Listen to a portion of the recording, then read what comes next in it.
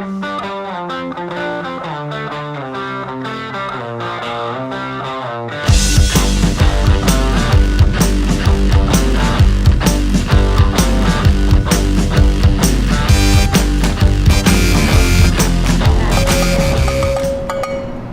Guru, how's it going? Really bring that? I really brought this. I don't even know where I got it. I would never own one of these, but in this case, why do I even have this, Guru? What happened, Guru? You look like a baby. You look like a baby. Hey, and welcome to this week's edition of Feasting on Football. I'm the Guru. This is the Murph. We're at Fox's Pizza Den in Ellisville for a bit of a humble pie for the Guru, if you will, after Mississippi State went to Baton Rouge and manhandled LSU. I take it well. Congrats to the Bulldogs. And we're moving on. All right. You have taken it well, surprisingly well. I'd like to say thank you to Quick Lane Tire and Auto Center for sponsoring our tomfoolery. Let's talk a little high school. Full slate. First time in Biggest one of the week year. 1 or week 2? Biggest one of the year for Laurel so far. Old Brook. Old Brook. Let me ask you this. Well, why do you insist on calling him Old Brook? What's the deal with that? They have it on their helmets. They have it on their jerseys. They have it on the field. It's like the University of Mississippi going by Ole Miss. Brookhaven, they go by Old Brook. What you got? So they're kind of Ole Miss-ish? So you They're the same color. You got to go Laurel then. Laurel huge. Oh, absolutely. No question about it. Another big one. Hey, Tornadoes. Now, was Mendenhall that bad, or was Laurel really that good? Laurel was very solid. But Mendenhall was pretty bad. They turned the ball over like 8 times. Couldn't. They fumbled combined like 4 kicks, punts, and kickoffs. And it was tough. They were struggling, but they looked at their numbers down. Counted at one point when their when their offense was out on the field, and there was maybe 30 players on the sideline. So it's going to be a tough road for them. So like Laurel, Brookhaven, West Jones starts Region 3 5A play as well, hosting Pearl River Central. Always helps when you're at home. Pearl River actually impressed me last year. I watched them beat South Jones. Had some athletes, they got some of that South Mississippi, some Cajun in there, and they get after it. The coach has a deep South Louisiana accent. Love to hear him talk. And it's never easy facing a team that runs the wing T like Pearl River. Never easy. But I think West Jones, a lot of confidence coming off that Harrison Central win. Look for West to cruise out there and so-so. I think And speaking of cruising, agree. You can't say this very often because South Jones has had their struggles of late. South Jones is going to cruise Friday night. Cruise? Wingfield gave up 52 points to Lanier, who had lost 38 consecutive ball games, and they gave up 52. Yikes! To them. That was Wingfield that was in that position not too long ago. Yes. It's going to be a tough one out on the reservation. I think it's going to be close. I don't think they're going to cruise. I think it's going to be a close game, decided late in the fourth quarter. To get my final thoughts, analysis on that one, you got the Thursday edition of the You won't give any hints. No, I can't. I do tell you this. One thing I will look for is the over/under on Wingfield fans. All right, I'm putting the under right now, or the over, depending on weather. Now, I'm going to say, do we count anybody that's sitting on the visitor side, or if they're wearing blue? I think you can tell. You can Right. tell when there's some fans that feel sorry. So for you're them going to set the over/under. I'm going to set the over/under at 8. Ooh, that's a good number for that. Great number. 8 coming down to the reservation. I don't think I'm going under. Under. I would too. The last time I covered Wingfield at West Jones, I think in the first quarter there was 6 Wingfield fans in the stand. So over and under is 8. We're both going to go under. And hopefully the Braves will be victorious right down the road in the reservation. And I'll be there covering, so I'll have your final attendance stats. To go along with the full game recap. Always. But that leaves one other game, our only road game, Northeast Jones. Man, are they going a long way? And they might as well be Pike. going to the moon, for goodness sake, going to North Pike. And that's a drive. I made that drive a few years back when the Hawks in the playoffs, when they were still in Class 4A, went over there. And it's actually the stadium, I believe, is behind, it's either a junior high or elementary, like what used to be the high school 40 years ago. It's kind of down in a hole. The lighting is pretty subpar. Yeah. So good. It's going to be a long drive, but you saw Northeast last week. How they do against undefeated Southeast Lauderdale. I tell you, Reggie O'Dean is the hardest runner I've seen in a long time. Heard you gave him a new nickname too. He is the beast from Northeast. The beast from Northeast. And he ran wild over Southeast Louisiana. And you can hear him when he's running. He sounds like a bull. I'm like, and he's knocking people over, and his legs are churning constantly. and he is a beast. He is going to be a force to be reckoned with. Justin Stewart, standout linebacker, tweaked his knee, I think, last game. Don't know if he'll be able to play this one, but I think Northeast going to have too much. Go down and take care of North Pike. And another win for Braddock and Keith Braddock, and he was excited. Be interesting to see if what Pike does, if Stewart plays or not, because, I mean, the North Pike game really isn't that big. Next week they start region play, so good luck to the Tigers. They head out on the road. Hey, man. You hear about Thursday night here in Ellisville? Thursday night in Ellisville. The Bobcats. You know who they got? Who? Mississippi Gulf Coast. Jones has played well this year, but I knew they were going to hit this stretch of games where it was going to be difficult, to say the least. And this is where it starts. They got Gulf Coast. They're going to have to play Colin, Hines, East Miss. If they can beat Gulf Coast on a Thursday night here, there, anywhere, they could go places.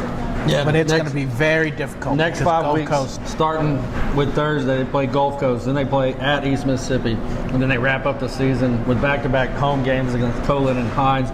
Going to be tough. I've watched the Bobcats the last couple of weeks. They've struggled at times. Gulf Coast is rolling right along, and unfortunately, I think they're going to come right here and roll through the Bobcats on Thursday. Ooh, well, I don't like to make a prediction. I live in Ellisville. I don't want anybody to put a rock through my window or anything because I picked the wrong team, but I think you're right, though. That sets us up for some good college football. USM, your alma mater, they're hosting Rice. The Owls coming to Hattiesburg, looking for their first win of the season. Southern Miss coming off a big win. Thinking maybe, and the way they won, blocked extra point, win late in the fourth quarter. Anytime you get a win is a win for Southern Miss. Is a huge Rice win. Rice is struggling. Rice is struggling. If I remember correctly, some idiot who may or may not be sitting at this table wearing a red shirt right now picked Rice to beat Notre Dame.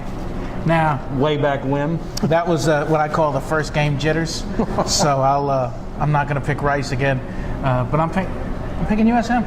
USM to win at the Rock. That's not a bad pick. It's going to be very interesting to see Rice. 0-3, Southern Miss, big win last week. Now we'll have to wait till Thursday to get my final prediction on that. Now, overlook alert. Overlook alert. Is there any way? Is there any way? Is there any way they overlook Memphis? Looking toward Alabama. It's a two-part answer. If they would have played this game last Thursday, I would say absolutely. But they had a week off since beating Ooh La La. Ooh La La. Ooh La La. And, I'm sure Coach Freeze's staff have pounded that into their heads time and time again. We'll have to wait. That's further down the road. But no, I think they use this as a preparation game to get ready for what's going to roll into Oxford next Saturday. We're going to have something special next week. It's going to be and we may just talk about one game next week. It might just be the Alabama-Ole Miss extravaganza, feasting on football. I think you're right, but I think it'll be close for a little while. I think Memphis will be there for the first quarter, first half, maybe. Freeze warning, all that freeze warning. Forget about it. You don't think so? Forget about it. You're giving me the forget about it. Forget about it. No. Forget about you. Forget about it.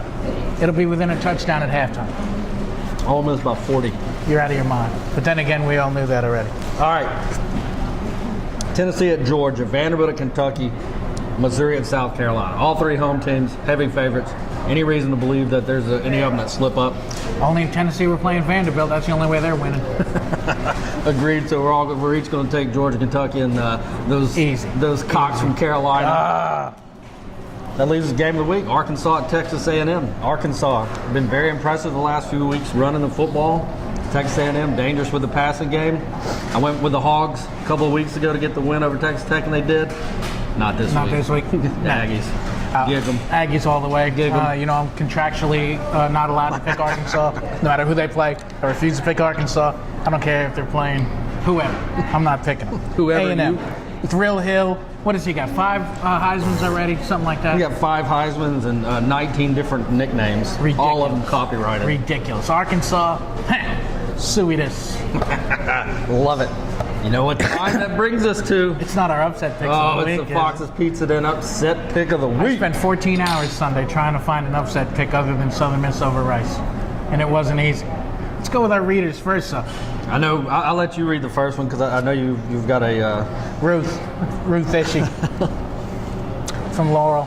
You have to be our most loyal upset picker, but picking Tennessee to beat Georgia, Ruth. You need to get out more, get some sunlight, maybe drink a Coca-Cola, come over to Fox's and have a piece of pizza. Come on, Tennessee. Come on. Come on. Are you serious? Come on. Not on the road in Athens. If it was on Rocky Top, maybe could consider it. Forget about it. I give Ruth a lot of credit, though. She goes out on the wire with a lot of these picks. She has at least one a week. You really she's got to hit on one week. Yes, she is. And I hope she comes up to our office and clanks around a cowbell or something We ridiculous. got a new picker this week, Michael McNeely from right here in Ellisville. Ah, He's going Southern Miss over Rice. Only reason this is on the sheet is because Rice, even though they're 0-3, they're actually 11-point favorites. Coming into the Rock, we shall see. But that brings us to our picks. We've only got one in the first 4 weeks, so we're both 1-3 going and it into was this. the same week. Yep. So I'm going to let you go, see if we can get some mojo off of your pick, and I'll lead to mine. All right. Because I'm still undecided. I'm down to 2. My game's going to take place up in Salt Lake City late Saturday night. Utah coming off a huge road win, 26-10 at Michigan. They're coming back. They're going to be, all hyped up. We beat Michigan at the Big House. And then here comes Wazoo. Washington State, after taking Oregon to the brink last week and losing by 7 points, is going to go to Salt Lake City, 11-point road dogs, and they're going to pull off the upset win over the Utes. It's a great pick. It's a great pick. In the letdown of the century, right now, I'm picking Open Date to upset Mississippi State. Open Date by a field goal. Just kidding. Could it be Syracuse over Notre Dame? I can't stand Notre Dame, but Syracuse is garbage. Could it be Cincinnati and Ohio State? Could be, but it won't be. UTEP over Kansas State on the road. What? Conference USA, UTEP over Kansas State. Wow. I'm almost speechless. And that's a first. The Guru is never speechless. If you hit that one. Careful, Gurus. Can't shave my beard. I've already done that for losing a bet. You have grown. When did you shave? Saturday night? Yeah. All right. That would take me 6 months to grow that. What you have right now. So I'll be caught back up with you in just a matter of a few days. Easy. All right, we'll come up with something if you hit on that, but I'll give you some serious props. Well, I've never left Guru speechless, especially not with upset picks. Pizza's good. Hospitality is great. Tell you what. You want a wedgie? Come get a wedgie. They got like 14 different ones to choose from. They're really good. We thank Fox's Pizza and Ellisville for and our guest producer letting us be here today. Don't forget our guest producer. Our guest producer Cassidy who filled in for whose idea was schlub, she's the one that wanted the wedgie. From what I hear, she was begging for the wedgie. Yeah, but I'm talking about the schlub Kelvin that was supposed to be here that's not here. He's garbage. What do you expect from an Ole Miss fan? He's garbage. Right? He's already nervous. Thank you, Quick Lane Tire and Auto Center, for sponsoring us. Till next week, I'm the Guru. He's I'm the Murph. Murph. Peace. See ya. Get mine. Go on.